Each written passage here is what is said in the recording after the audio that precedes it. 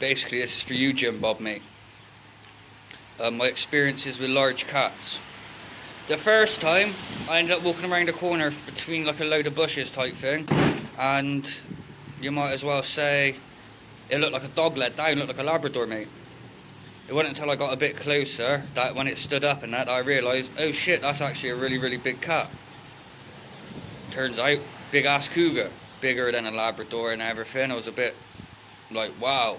Everyone's like, why don't you take a picture? I was like, so I was amazed by the fact there's a cougar stood in front of me and it's not trying to eat me. Well, ended up darting up a path. Obviously, I got to admit, I got a bit shook on that part because I know cats double back on themselves in a stalk you. Miles.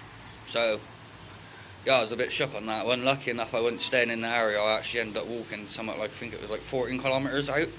So, quite far in a sense. The second time, like, was quite mad, really.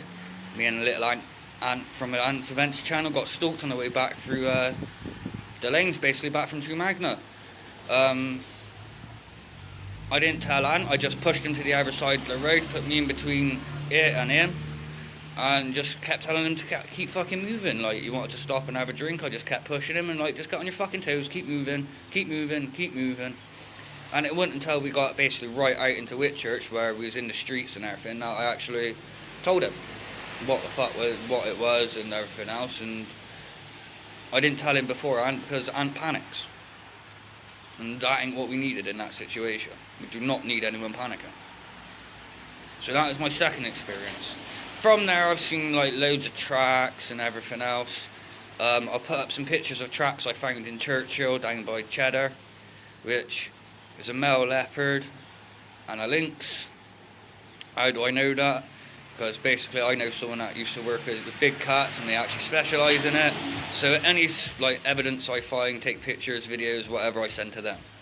And then they confirm it, yeah or no, basically. Like, but it's got to the point where I'm pretty good at spotting tracks and like telling them apart. So yeah, on that one, like, I'll put the pictures now.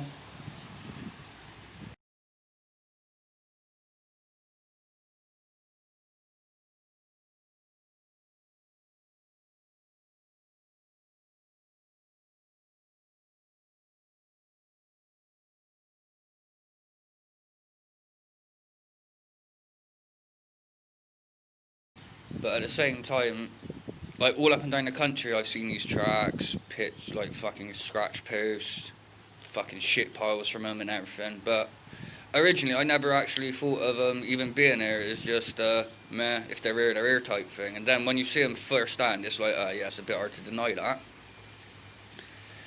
But then we skipped forward like quite far to this week, just like this week. The Friday just gone, I was camping. I got woke up to two big cats fighting. Like, you know when you go to a zoo and like you say one of the lions roar or whatever, you can feel the vibrations in your chest. Well, yeah, that's what I experienced when these two fuckers were out there fighting. Like, I could feel the vibration in my chest. Like, and looking out, I ended up watching one just run up through the woodland, like probably about 30 foot away from me. Didn't really think much of it because I sees them up there a lot. It's just one of them things. Then Tuesday night. This is where things get a little bit interesting. I heard it come up the path and then loop round towards where I was. But originally I thought it was just like a mouse on the outside of the tarp foraging. Until I heard it loop round behind me and then start coming towards me, and it was getting fucking louder. Being loads of like twigs, leaves and everything on the floor due to it being autumn. Well, this thing just kept moving around the back of my shelter in a sense. So I smashed on the back of my tarp, got it to take off. To be honest, I thought then it was probably just a fox just being a bit nosy, or a deer or something like that. Until it come back about 10 minutes later, and then I thought, now a fox like up there, a fox isn't deer, they'll just take off and won't bother coming back. Badger wouldn't even have took off, like up in Dundry. But this thing did and come back. And it took about 10 minutes, so I banged on it again. It ran off. Well, within like 5-10 minutes it was back. Third time, I'm like, boom. It runs off again and comes back. And at this point, I'm now thinking to myself, this ain't a fox, because foxes like around here don't behave like that. It's definitely not a deer, because they would just run. Badger would have just walked in and not given a fuck and just sat there with me like, hello. No other animal behaves like that in the UK. No other animal. Like, none.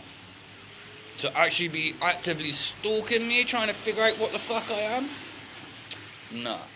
So yeah, in the end I just slipped the boots on that, because I had mountaineering boots on and they're pretty good. I can put them on without doing them up and just run, and they don't come off, because they sit like really close to your feet at the bottom, which is sound.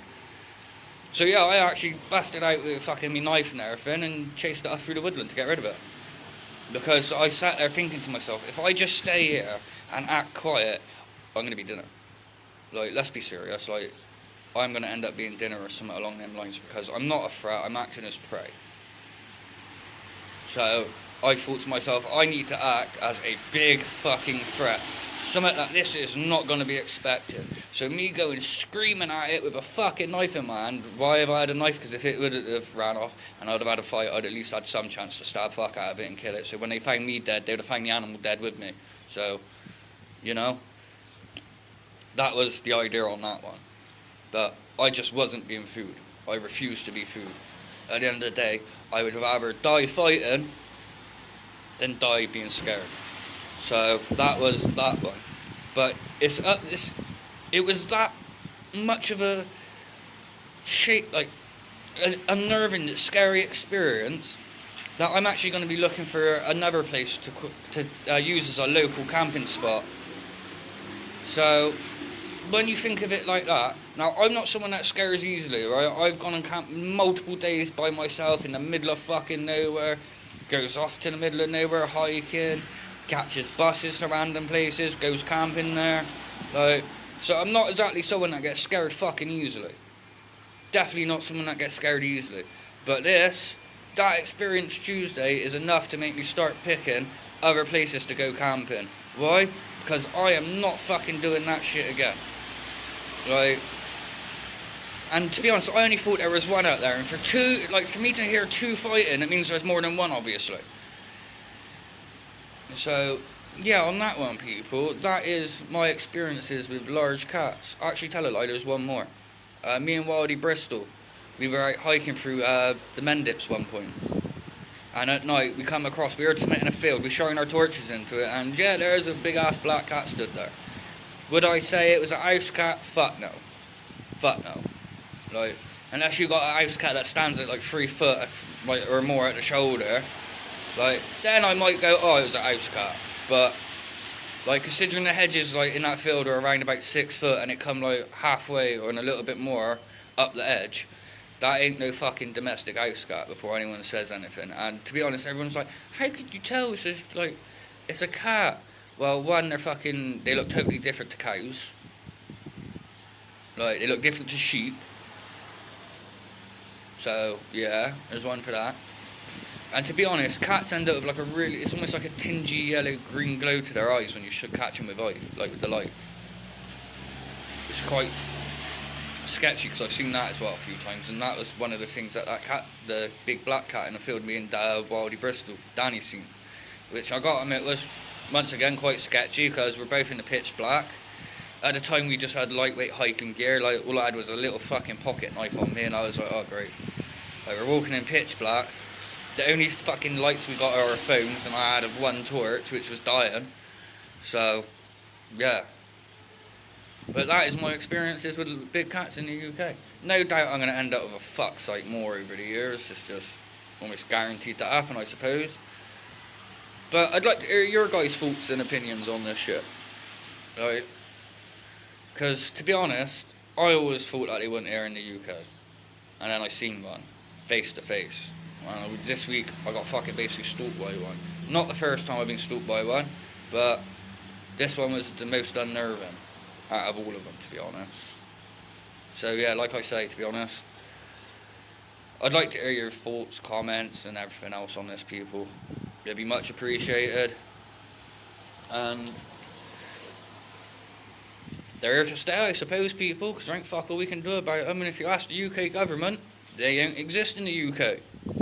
So, there ain't really fucking lot you can do on that one, people.